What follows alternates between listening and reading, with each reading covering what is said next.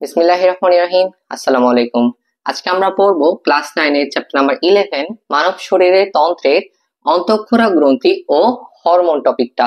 তো প্রথমেই শুরু করা যাক যে অন্তঃক্ষরা গ্রন্থিটা আসলে কি। তো অন্তঃক্ষরা গ্রন্থি জানার আগে গ্রন্থিটা জানি। এই গ্রন্থি হচ্ছে আমাদের দেহের কিছু কিছু কোষগুচ্ছ যা আমাদের নিঃসরণ থেকে শুরু করে শারীরবৃত্তীয় কাজ, বিভিন্ন কাজের সাথে জড়িত থাকে। এই কাজগুলোর সাথে জড়িত থাকে। আর এই গ্রন্থিটা হচ্ছে দুই ভাগে বিভক্ত। কয়? দুই ভাগে। একটা হচ্ছে বহিঃক্ষরা, একটা হচ্ছে অন্তঃক্ষরা। দুই ধরনের গ্রন্থি আমরা এখান থেকে জানতে পাচ্ছি। তো ধরো আমাদের টপিকটা হচ্ছে কি অন্তঃক্ষরা, কিন্তু বহিঃক্ষরা সম্পর্কে আমাদের একটু জেনে নেওয়া যাক যে আসলে বহিঃক্ষরাটা আসলে কি। ধরো অন্তঃক্ষরা, আমরা হরমোন জিনিসটা নামটা শুনেছি না যখনই বই পড়তে গেলাম, বইয়ে প্রবলেম পড়লা বলেই তো তুমি ক্লাস করতে এসছো, তাই না? তো অন্তঃক্ষরা গ্রন্থিতে আমি হরমোন নামটা পেয়েছি যে অন্তঃক্ষরা গ্রন্থি থেকে হরমোন নিঃসরিত হয় বা ক্ষরণ হয়। আর এই বহিঃক্ষরা গ্রন্থি থেকে ধরো যে লালা রস ক্ষরণ হয়, বিভিন্ন লালা রস ক্ষরণ হয়, বিভিন্ন ধরনের যেগুলা নালী যুক্ত, যেগুলা নালী যুক্ত, এই ধরো লালা রস বললাম একটা, বা এনজাইম বললাম, এনজাইম বা লালা রস, এগুলো কি নালীর মাধ্যমে আমাদের শরীরে প্রবেশ করে। এই যে মুখে লালা রস, এই মুখের মধ্যে এনজাইমটা নালীর মাধ্যমে আসছে, নালী যুক্ত অবস্থায়। আর এই হরমোন অন্তঃক্ষরা গ্রন্থি থেকে কিভাবে আসছে জানো? নালী বিহীন ভাবে। নালী বিহীন ভাবে তাহলে কিভাবে আসলো? কিসের মাধ্যমে? রক্তের মাধ্যমে। কি? রক্তের মাধ্যমে এই হরমোন গুলো। ঠিক আছে, তো রক্তের মাধ্যমে এসছে অন্তঃক্ষরা গ্রন্থি থেকে। তো এই অন্তঃক্ষরা গ্রন্থিটা আসলে আমাদের হরমোন যখন নিঃসরিত করে, এই হরমোনটা যদি আমাদের মাথায় উৎপন্ন হয়, ধরে নিলাম যে মাথায় উৎপন্ন হচ্ছে, তো এই হরমোন মাথায় কাজ করবে না। এই হরমোন মাথা থেকে ধরো পায়েও কাজ করতে পারে, যে মাথা থেকে পায়ে চলে গেল, কি কি অবস্থায় কাজ করছে? সে দূরবর্তী অবস্থায়। তাহলে আমাদের অন্তঃক্ষরা গ্রন্থি এবং হরমোন সম্পর্কে জানা গেল। এখন আমাদের টপিকটা শুরু করা যাক। তোমরা এখানে লক্ষ্য করো, অন্তঃক্ষরা গ্রন্থির প্রথম গ্রন্থিটা ছিল আমার কি? Pituitary gland. যেহেতু প্রথম গ্রন্থি, তাহলে মাথা থেকে সবকিছু শুরু হচ্ছে। তাহলে এই পিটুইটারি গ্ল্যান্ডটা মনে রাখা সহজ নিয়ম হচ্ছে ছোট মরিচ ঝাল বেশি।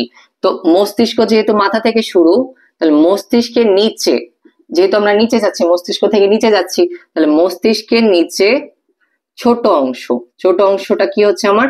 এই যে পিটুইটারি গ্ল্যান্ড। আমার তার যেখানে ওর অবস্থান লোকেট করা সেটা আমার হয়ে গেছে। এখন ছোট মরিচ ঝাল বেশি, তাহলে ঝাল বেশি, এখন যা যা পড়বো সবকিছু তার বেশি। তাহলে তার কাজ কি? তার কাজ হচ্ছে মানব দেহের দৈহিক বৃদ্ধি। মানব দেহের দৈহিক বৃদ্ধিটা, যেটা মানব দেহের বৃদ্ধি বা দৈহিক বৃদ্ধিটাই হচ্ছে পিটুইটারি গ্ল্যান্ডের কাজ। এখন আর কি কি বেশি আছে? সে সবচেয়ে বেশি হরমোন দেয়, সবচেয়ে বেশি হরমোন উৎপাদন করে। আমরা কি শিখলাম কিছুক্ষণ আগে?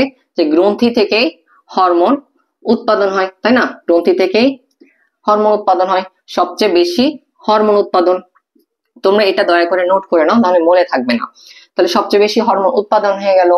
এরপরে কি? এরপরে হচ্ছে যে এটা হচ্ছে প্রধান উৎপাদনকারী হরমোন গ্রন্থি। এটা প্রধান উৎপাদনকারী হরমোন গ্রন্থি, এটা মনে রাখবা, হরমোন গ্রন্থি। এখন যেহেতু আমরা গ্রন্থির বৈশিষ্ট্য, গ্রন্থির অবস্থান সবকিছুই জেনে গেলাম, এখন জানবো গ্রন্থি থেকে কি কি হরমোন বের হয়। তোমাদের বইয়ে উল্লেখ আছে দুইটি হরমোনের নাম, একটা হচ্ছে গ্রোথ হরমোন, একটা হচ্ছে গ্রোথ হরমোন, আরেকটা হচ্ছে অক্সিটোসিন হরমোন। দুইটি হরমোন আছে। তো গ্রোথ হরমোন আমরা তো আগেই পড়লাম মানব দেহের দৈহিক বৃদ্ধি। তো সুন্দরভাবে এই পয়েন্টটাই সেম পয়েন্ট, এই পয়েন্টটাই সেম পয়েন্ট কি? মানব দেহের বৃদ্ধি, দৈহিক বৃদ্ধি। এখন দেখো, কোনো কিছু যখন বৃদ্ধি হয়, বাড়তে থাকে, তখন সেটা হয় কি জানো? কোষ বিভাজন। কোষ যখন বিভাজিত হতে হয়, তখনই কি আমাদের দেহের বা কোষটা বৃদ্ধি পেতে থাকে। এরপর এই যে দেখো, আমাদের গ্রোথ হরমোন শেষ, এখন কি? Oxytocin hormone. অক্সিটোসিন হরমোন আগে জানার আগে এটা কোথায় উৎপন্ন হচ্ছে, কোথায় উৎপন্ন হচ্ছে এটা?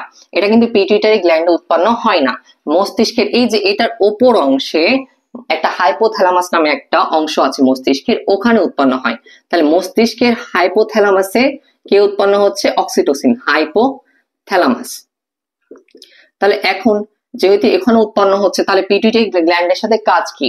এই অক্সিটোসিন পিটুইটারি গ্ল্যান্ডে মুক্ত হচ্ছে, তাহলে আমার অক্সিটোসিনের অবস্থানটা জানা শেষ হয়ে গেল। এখন এর কাজ কি, অক্সিটোসিনের কাজ কি আমরা কিভাবে মনে রাখবো জানো? নির্গমন এবং বন্ধন, নির্গমন এবং বন্ধন। নির্গমন মানে হচ্ছে মানে তরল, আমাদের দেহ থেকে তরল কি নির্গমন হয়, একটা হচ্ছে মূত্র আর স্ত্রীলোক থেকে মাতৃদুগ্ধ, এই দুইটি জিনিসই নির্গমন হয়। তাহলে এটা নিয়ন্ত্রণ কি করছে? অক্সিটোসিন। আর বন্ধন সামাজিক বন্ধন, এটা মনে রাখবা, সামাজিক বন্ধন। তাহলে সামাজিক বন্ধন কে নিয়ন্ত্রণ করে? অক্সিটোসিন। আমাদের পিটুইটারি গ্ল্যান্ড শেষ। তোমরা এখানে লক্ষ্য করো, এর পরে গ্ল্যান্ডটা ছিল থাইরয়েড গ্ল্যান্ড। এই থাইরয়েড গ্ল্যান্ডের আগে কোথায় অবস্থান করে জানবো?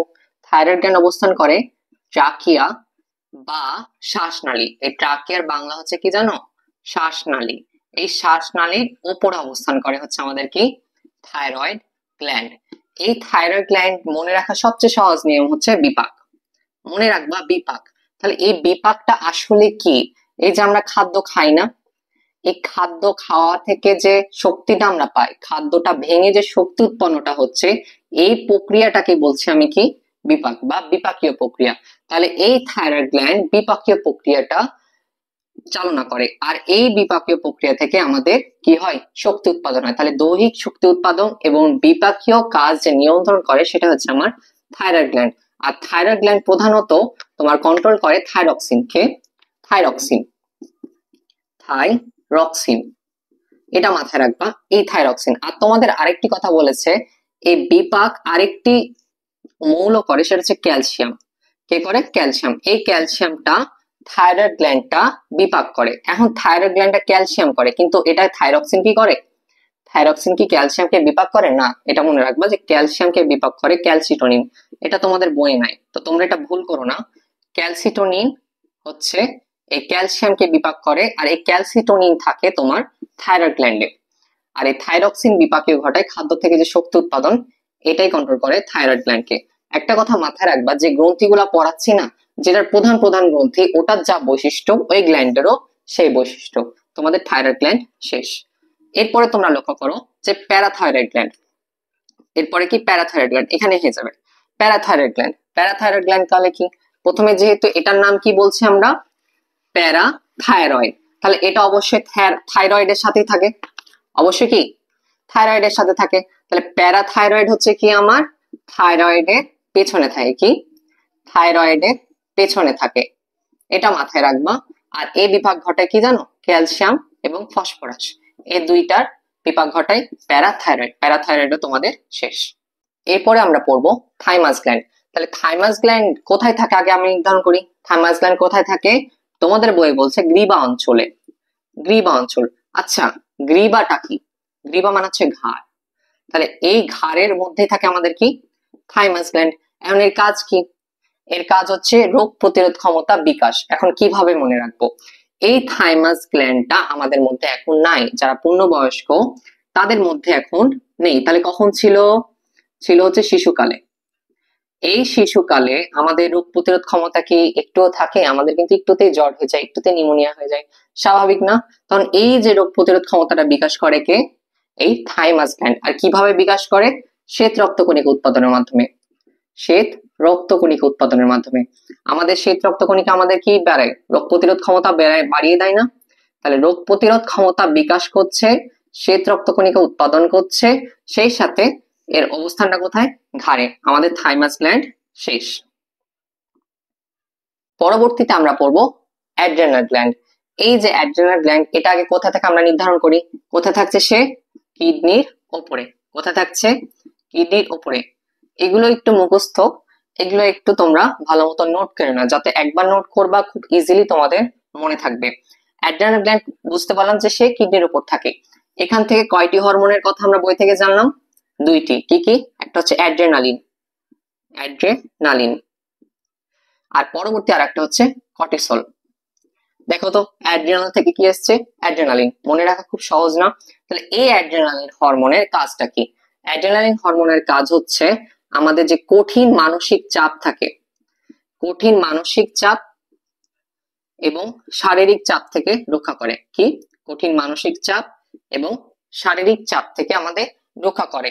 এবং অত্যাবশ্যকীয় বিপাকীয় কাজ ছিল, অত্যাবশ্যকীয় বিপাকীয় কাজ। অত্যাবশ্যকীয় বিপাকীয় কাজ মানে হচ্ছে খাদ্য থেকে যে শক্তি উৎপাদন, আমরা কিছুক্ষণ আগে শিখলাম না, খাদ্য থেকে শক্তি উৎপাদন, এই অ্যাড্রিনাল গ্ল্যান্ডটাও চালায়। আচ্ছা, এই যে কঠিন মানসিক চাপ থেকে আর শারীরিক চাপ থেকে আমাদের যে রক্ষা করছে, এটা কিভাবে রক্ষা করছে জানো? আমাদের হৃদপেশিটা কি পেশি? ঐচ্ছিক পেশি না অনৈচ্ছিক পেশি? অবশ্যই অনৈচ্ছিক পেশি, কারণ আমরা হৃদপেশিকে কন্ট্রোল করতে পারছি না। ওই হৃদপেশিকে অনৈচ্ছিক যে পেশিটা আছে সেটা সংকুচিত করে দেয়। সেটা সংকুচিত করে দেওয়ার মাধ্যমে এই যে কঠিন মানসিক এবং শারীরিক চাপকে এই অ্যাড্রেনালিন হরমোনটা কন্ট্রোল করে। ঠিক আছে, এরপরে আমরা শিখবো কর্টিসল। কর্টিসল কি? কর্টিসল সেম ভাবে এই মানসিক চাপ নিয়ন্ত্রণ করে, এ শুধুমাত্র মানসিক চাপ নিয়ন্ত্রণ করে। ঠিক আছে, এরপর নিয়ন্ত্রণ করা হচ্ছে শরীরের বৃদ্ধি। কি করে? শরীরের বৃদ্ধি, এটা একটু মুখস্থ টাইপের। আর হচ্ছে ইমিউন সিস্টেম, ইমিউন সিস্টেমও সে নিয়ন্ত্রণ করে। ইমিউন সিস্টেম হচ্ছে অনাক্রম্য, এটা বাংলা হচ্ছে অনাক্রম্য, বা আমাদের যে ইমিউন সিস্টেম মানে রোগ প্রতিরোধ ক্ষমতা, এটাও তোমরা মনে রাখতে পারো। ইমিউন সিস্টেমকে সে কন্ট্রোল করছে। এই হয়ে গেল আমাদের অ্যাড্রিনালিন গ্ল্যান্ড। এরপরে আমরা পড়বো islets of Langerhans. Islets of Langerhans প্রথমে আগে দেখি যে সে কোথায় থাকে। সে কোথায় থাকছে? অগ্ন্যাশয়ের মাঝে। আর এর বৈশিষ্ট্যটা যদি তুমি নির্ধারণ করতে যাও, মনে রাখবা সবসময় শর্করা নামটা। সে শর্করা নিয়ন্ত্রণ করে, সে শর্করার মাত্রা ধরে রাখে, সবকিছুই এর মাঝে গঠিত হয় শর্করাকে নিয়ে। ঠিক আছে, আর এখান থেকে তোমাদের বইয়ে যে হরমোনের নামটা আছে সেটা হচ্ছে ইনসুলিন। তোমরা কি কখনো দেখেছো যে তোমাদের নানু দাদু ডায়াবেটিস হয়েছে, তাদের হচ্ছে টাইপ 1 আর টাইপ 2, বিভিন্ন ধরনের দুই ধরনের ডায়াবেটিস থাকে, তার মধ্যে হচ্ছে টাইপ 1 আর হচ্ছে টাইপ 2। এই যে ইনসুলিন আমরা দেখতে পাচ্ছি না, এই টাইপ 1 ডায়াবেটিস যাদের থাকে তাদের ইনসুলিনটা অতিমাত্রায় কমে যায়, মানে একটু থাকেই না বলতে চলে, তাদেরকে আলাদা ভাবে ইনসুলিন দেওয়া লাগে। কিন্তু অনেকজনের আছে কি টাইপ 2 ডায়াবেটিস হয়, তাদের কিন্তু ডায়াবেটিস আছে কিন্তু তাদের ইনসুলিন দেওয়ার প্রয়োজন বোধ মনে হয় না। এজন্য এই ইনসুলিনটা তাহলে কি নির্ধারণ করছে? আমাদের শর্করা। কারো যদি গ্লুকোজ, এই যে গ্লুকোজ বলি না, এই শর্করা কিন্তু একই কথাই, গ্লুকোজ, শর্করা গ্লুকোজ সেম কথা, কার্বোহাইড্রেটও সেম কথা। আমাদের অনেকগুলো নাম আছে যেগুলো আমরা স্বাভাবিকভাবে জানি না, যেটা অর্থ কিন্তু সেম। শর্করা গ্লুকোজ একই, গ্লুকোজের মাত্রা নিয়ন্ত্রণ, শর্করার মাত্রা নিয়ন্ত্রণ একই কথা। তাহলে আমাদের এখানে আইলেটস অফ ল্যাঙ্গারহ্যান্স এর কাজ শেষ। তোমরা এখানে লক্ষ্য করো, তোমাদের বইয়ে এরপরে যে গ্রন্থিটা ছিল সেটা হচ্ছে পিনিয়াল বডি। এই পিনিয়াল বডি আসলে কোথায় থাকে? পিনিয়াল বডি, এটা মনে রাখবা, এটার একটাই হরমোনের নাম দেওয়া আছে, সেটা হচ্ছে কি মেলাটোনিন। কিসে? দিন রাত্রি চক্র নির্ধারণ করে। কি চক্র নির্ধারণ করে? দিন রাত্রি চক্র। চক্র থেকে মনে রাখবা গোল, মস্তিষ্কের সাথে যে গোলাকার গ্রন্থিটা সেটাই হচ্ছে আমার পিনিয়াল বডি। আর এই পিনিয়াল বডি থেকে কি বের হয়? মেলাটোনিন। আর এই কি নির্ধারণ করে? দিন রাত্রির চক্র। আমাদের পিনিয়াল বডি শেষ। এখন দেখো, তোমাদের বইয়ে সর্বশেষ যে গ্রন্থিটার নাম সেটা হচ্ছে গোনাডস বা জনন গ্রন্থি। জনন গ্রন্থিতে 3টা হরমোন নিয়ে কাজ করা হয়েছে, সেটা হচ্ছে ইস্ট্রোজেন, প্রোজেস্টেরন এবং টেস্টোস্টেরন। এখানকার মধ্যে এই ইস্ট্রোজেন এবং প্রোজেস্টেরন হচ্ছে ডিম্বাশয়ে উৎপন্ন হয়েছে, আর টেস্টোস্টেরন উৎপন্ন হয়েছে শুক্রাশয়ে। এই জিনিসটা মাথায় রাখবা। আর এটা পাওয়া যায় শুধুমাত্র পুরুষে, আর এই বাকি দুটা পাওয়া যায় স্ত্রীতে। বুঝতে পারলাম? যেহেতু জননাঙ্গ নিয়ে কাজ করছি, তাহলে পুরুষ এবং স্ত্রীতে ভিন্ন ভিন্ন থাকবে। ইস্ট্রোজেন, প্রোজেস্টেরন হচ্ছে ডিম্বাশয়ে উৎপন্ন হচ্ছে এবং টেস্টোস্টেরন উৎপন্ন হচ্ছে শুক্রাশয়ে।